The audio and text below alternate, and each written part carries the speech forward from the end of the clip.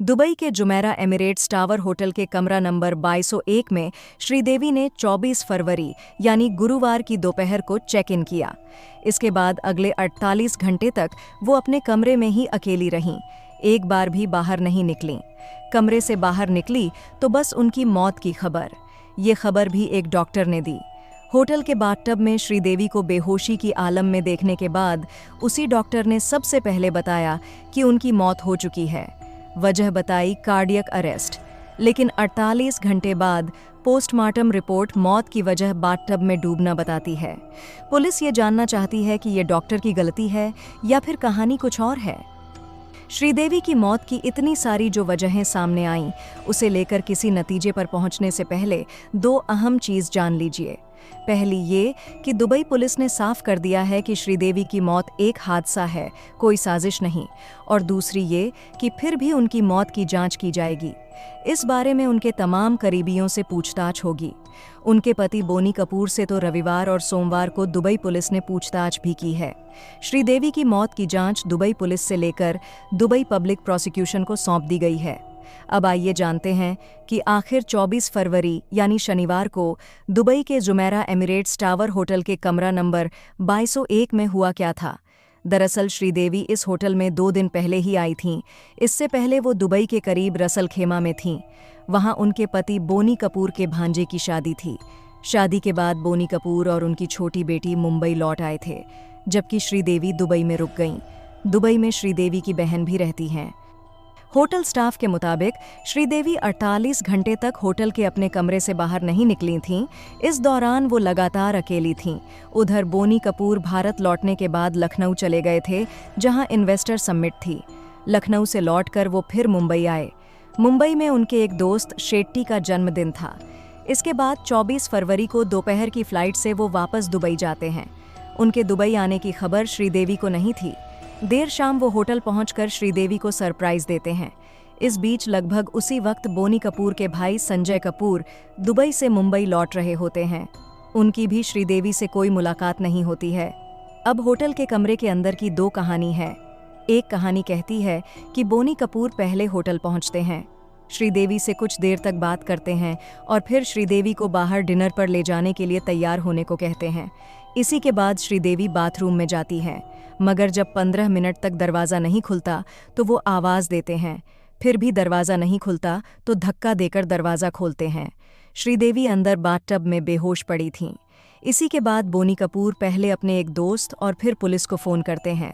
दूसरी कहानी ये है कि जिस वक्त श्रीदेवी बाथरूम में गईं, तब बोनी कपूर होटल में ही नहीं थे।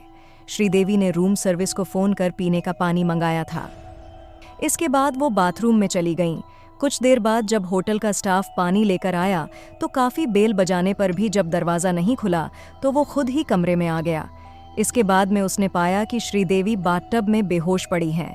इसे बाद उसी ने पहले होटल और फिर पुलिस को इसकी खबर दी। हालांकि दुबई पुलिस ने रिपोर्ट दे दी है कि श्रीदेवी की मौत की वजह पानी में डूबना है, मगर ये आखिरी रिपोर्ट नहीं है। इस मामले की जांच कर रही है दुबई पब्लिक प्रोसिक्यूशन का कहना है कि 5 चीज़ों की जांच पूरी होने के बाद ही किसी नतीजे पर पहुंचा जा सकता है। पुलिस जानना चाहती है कि आखिरी पलों में कमरा नंबर 2201 में हुआ क्या था।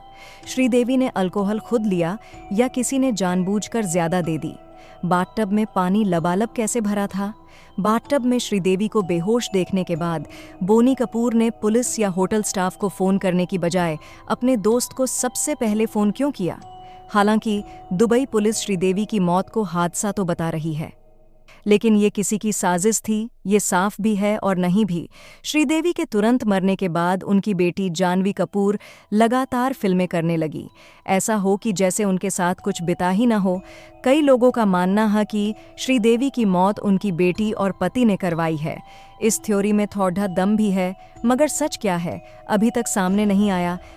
लेकिन उनके पति बोनी कपूर ने हाल ही में एक खास इंटरव्यू में कहा है कि डॉक्टरों ने केवल डूबने पर ध्यान केंद्रित किया, जबकि श्रीदेवी की मौत के पीछे उनका डाइटिंग करना और नमक से परहेज करना भी था। बोनी कपूर ने बताया कि उन्हें लाई डिटेक्शन टेस्ट से भी गुजरना पड़ा। बोनी कपूर ने कहा, मैं सभी प्रकार के परीक्षणों से गुजरा, जिसमें लाई डिटेक्शन टेस्ट भी शामिल था। और फिर जो रिपोर्ट सामने आई उससे साफ पता चलता है कि यह दुर्घटनावश हुई मौत थी। डाइट में नमक न छोड़ने की सलाह देते हुए बोनी कपूर ने कहा था कि इसकी वजह से आप होश खो सकते हैं, जैसा कि श्रीदेवी के साथ हुआ और वह गिर गईं, जिसकी वजह से उनका एक आगे का दांत टूट गया। मिस्टर इंडिया के निर्माता बोनी कपूर ने कहा कि श्रीदेवी पर्दे पर अपनी छवि को लेकर बहुत संवेदनशील थीं और अपनी मौत से पहले भी वह डाइट पर थीं। उन्होंने कहा, वह अक्सर भूखी रहा करती थीं। वो हमेशा ये चाहती थीं कि स्क्रीन पर वो अच्छी दिखें। बोनी कपूर ने बताया कि शादी के बाद कई मौक़ों पर ऐसा हुआ जब श्रीदेवी को ब्लैकआउट हो गया और डॉक्टरों ने बताया कि उन्हें लो ब्लड प्रेशर की समस्या थी। डॉक्टर उन्हें कहते कि आपको लो बीपी की समस्या है, इसलिए आप सख्त डाइट नहीं कर सकती और नमक नहीं छोड़ सकती। बोनी कपूर ने कहा, ज़्यादातर महिलाओं को लगता है कि नमक से शरीर में पानी रुकता है और आप फूली हुई दिखती हैं। यह एक वजह थी। मैं भी उनसे कहता था कि नमक को पूरी तरह ना छोड़ो। मैं कहता कि सलाद खाते समय उसमें थोड़ा नमक ज़रूर छिड़क लो। उन्होंने कहा, यह सिर्फ फिल्मों के लिए नहीं था जो वह उस समय कर रही थीं। वो 45-44 किलो वजन तक आ गई थीं।